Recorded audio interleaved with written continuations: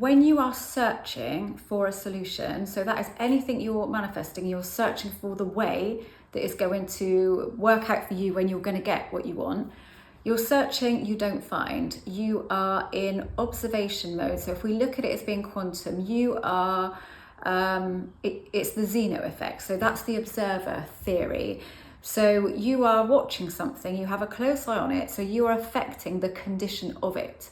So the condition is being affected by you watching it, and really that's an energetic thing. It's all energetic. I mean, I don't understand quantum, I really don't. And people say, like, if you say you understand quantum, then you definitely don't understand quantum. I don't, but I do understand that. And I watched something years ago, it was a Horizon documentary, I believe, and it was the double slit experiment. You know, when this experiment was observed, even with a camera in the room, it behaved a completely different way than when everybody was out of the room and just gone off and had lunch or something. They'd come back and the results would be different.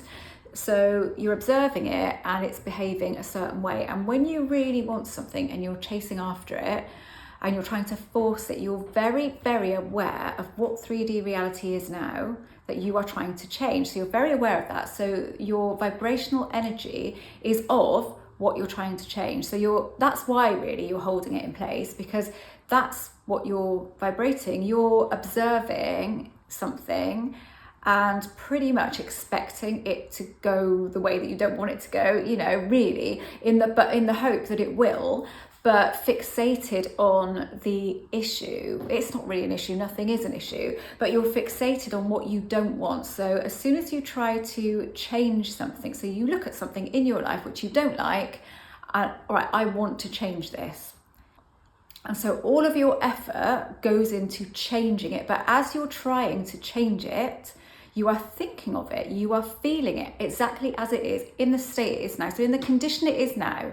And so that is going to keep showing to you in that condition whilst you're trying to mend something then that you think is broken. It is going to be there, it's going to be in exactly the same state. But that really is because you are focused on it. You may think you're focused on the solution, but really you'll keep coming back to the problem, and then you don't see the solution. So you go back to the problem. What am I doing wrong? Why is this not working for me? So constantly living in the vibrational energy of the thing that you're trying to change.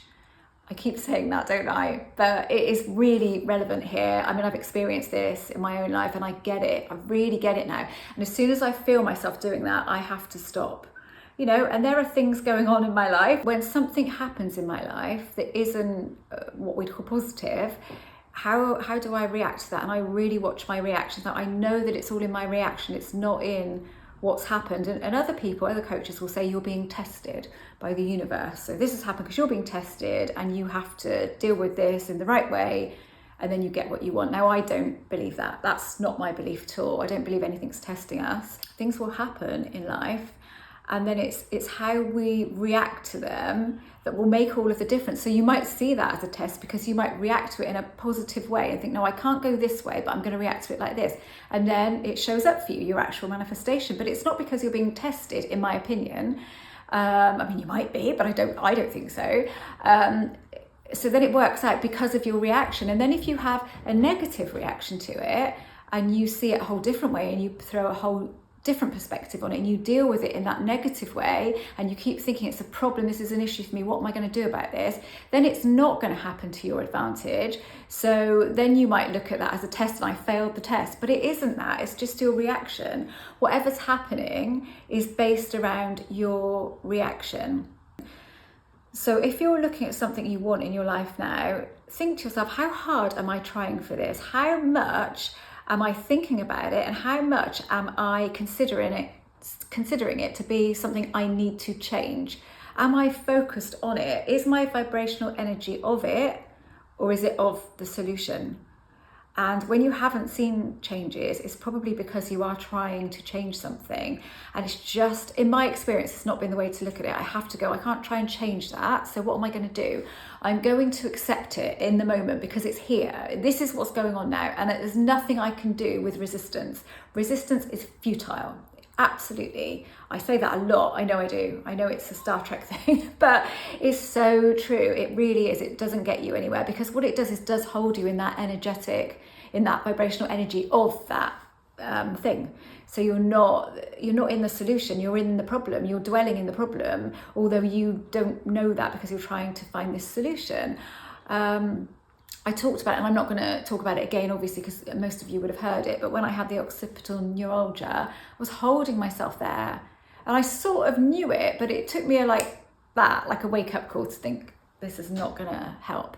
And it's only a feeling state. The situation is the same. This is the way I look at it. At the moment, the situation is what it is, whatever, whether you react to it negatively or whether you react to it in a more positive way, in a more optimistic way, whatever that is, the situation is still the same in the moment. So to me, if I find myself going off track, I'm like, why are you doing this? Because this is the situation, and you're not going to help it with what you're feeling at the moment and thinking at the moment. You're definitely not going to help it. But two, if you stop doing it, stop feeling all of that, one, you're going to lessen resistance, and two, okay, the situation might still be the same for a bit, but you feel better because you're not resisting it. It's all in the resistance, it's all in the reaction.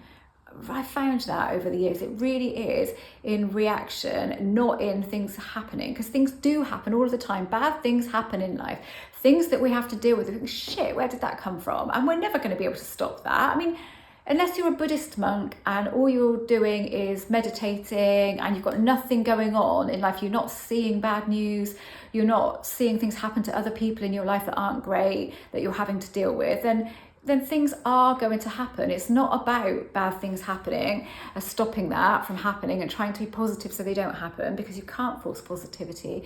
It's about how you deal with those things when they happen. That will dictate the outcome. So it comes down to force not working. It comes down to being in waiting mode, not gonna produce any results. It comes down to really going, this is what my reality is right now, and I have to deal with it. There is nothing I can do but deal with it.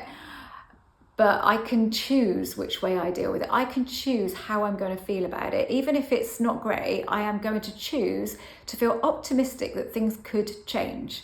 You know, it's that finding that, it's a fine line, isn't it? But it's finding the state that you do find acceptable and you do find that you could help yourself into, rather than dwelling and wallowing in the state that you're in that's completely at odds with the solution that you want. So you want the solution, and you might feel good when you're using some affirmations or whatever it is that you do, and you might feel good in that moment, but then you don't see a result, and then you go back to fixing this issue. Okay, that's not working for me, what else can I do?